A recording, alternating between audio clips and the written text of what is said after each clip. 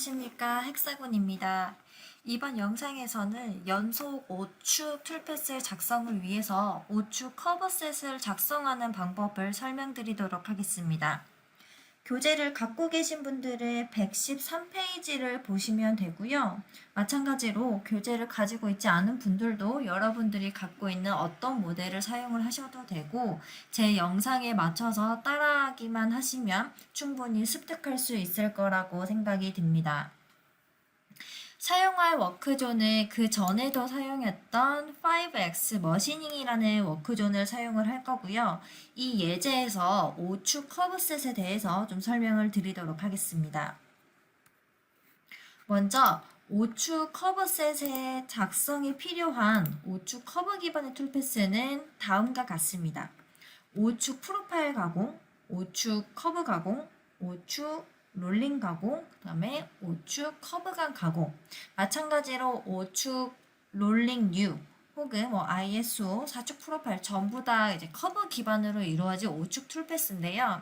그 중에서 가장 잘 사용할, 이 중에서 가장 많이 사용이 되고 있는 5축 프로파일 가공, 커브 가공, 롤링 가공, 그 다음에 커브감 가공에 대해서 좀 설명을 드리도록 하겠습니다.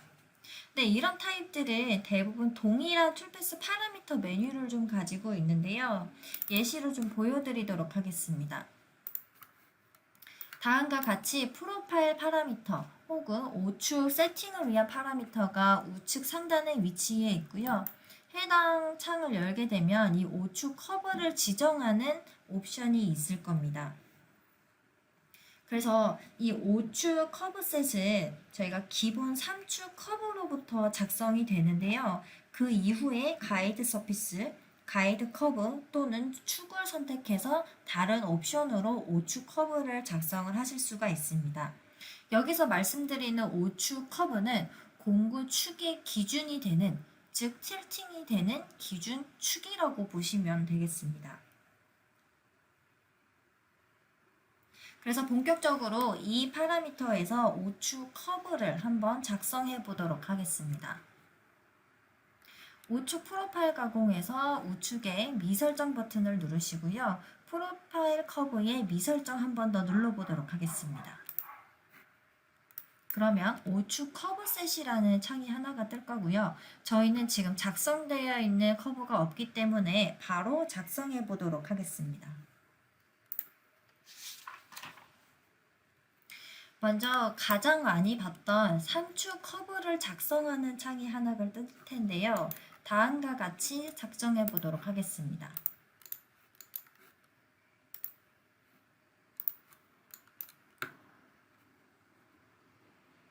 안쪽에 있는 서피스 외곽선 커브를 작성하시고요. 확인 한번 눌러보도록 하겠습니다. 그러면 바로 5축 커브셋 작성이라는 창이 뜰 거고요. 방금 저희가 만들었던 이 안쪽 외곽선은 5축 커브의 기본이 되는 베이스 커브로 사용이 될 겁니다.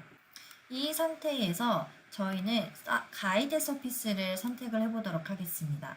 만약에 여러분이 기존의 가이드 서피스를 정의를 하셨다면 서피스 리스트에서 선택을 누르신 후 바로 고르시면 되고요. 저희는 바로 서피스 선택을 통해서 작성해 보도록 하겠습니다. 서피스를 선택하신 후 마우스 오른쪽 버튼으로 클릭하시면 다음과 같이 5축 커브가 생성이 되는데요. 이 커브에 대한 길이, 공구 방향에서 커서를 움직이면 5축 커브에 대한 길이를 조정을 하실 수가 있습니다.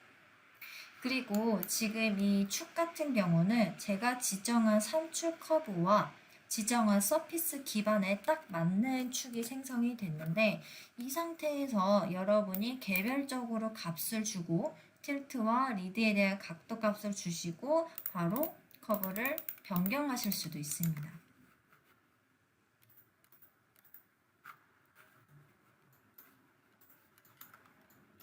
그리고 서피스 경로에서 수직과 평행 옵션이 있는데요.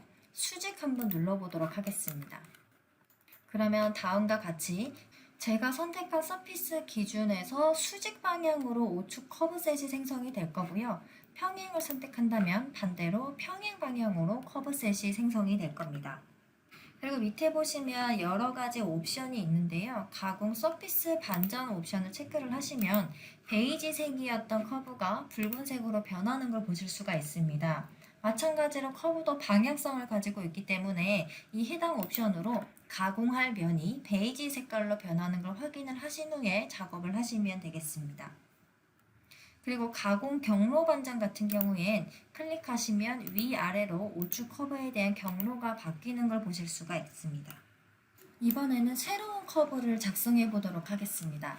기준 커브부터 먼저 바꿔볼 텐데요. 상단에 있는 기준 커브의 아이콘을 클릭하신 후에 신규로 커브를 작성해 보도록 하겠습니다.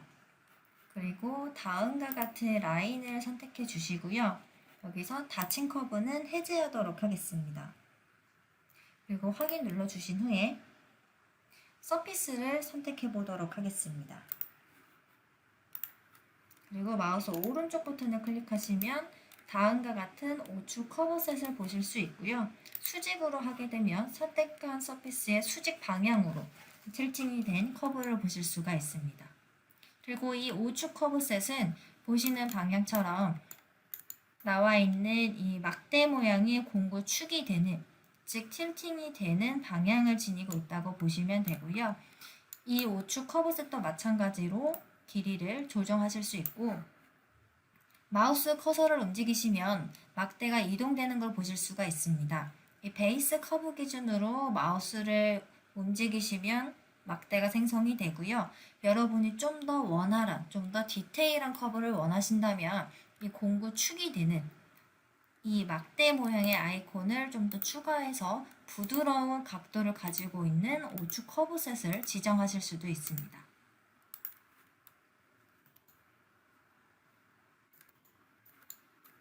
그리고 마찬가지로 이 원형 기능들이 있는데요. 빨간색을 클릭하시고 움직이시면 빨간 방향대로 공구축을 수정하실 수가 있고요. 초록색 같은 경우에는 이 초록색 원이 그려진 방향대로 수정하실 수 있고 회색 같은 경우 이 방향에서는 활성화되지 않을 겁니다. 자, 이런 식으로 이 서피스 탭에서는요. 3축으로 그러니까 3축 커브를 기준 커브로 삼은 다음에 커브와 인접해 있는 서피스를 선택을 해서 우측 커브를 생성할 수 있는 기능을 좀 보여드렸습니다.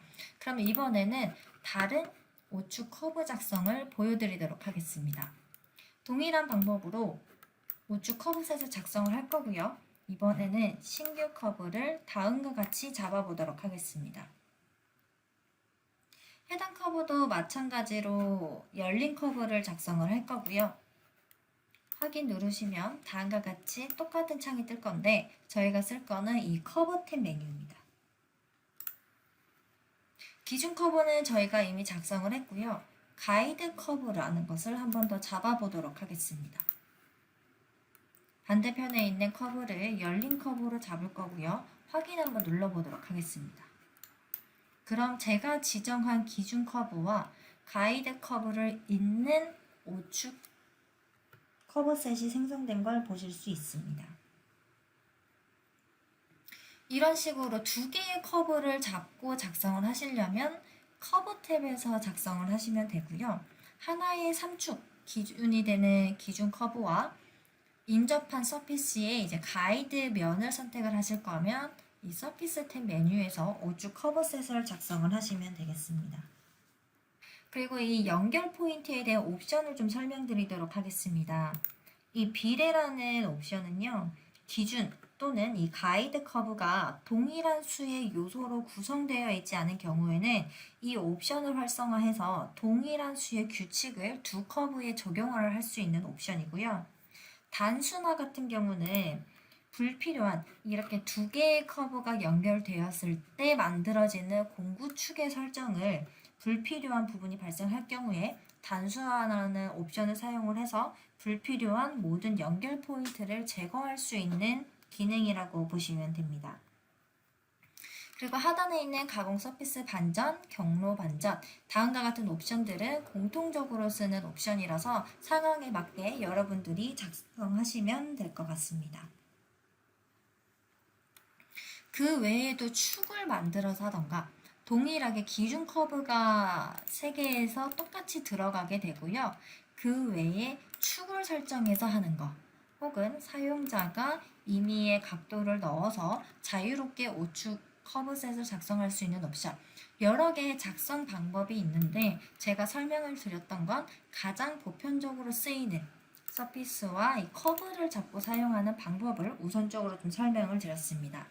자세한 설명을 더 원하시는 분들은 교재를 보시면 125페이지에서부터는 축을 이용해서 만드는 것, 그 다음에 수동으로 우측 커브셋을 만드는 내용이 들어가 있으니까 매뉴얼을 보시면 좀 더 자세히 아실 수 있을 겁니다.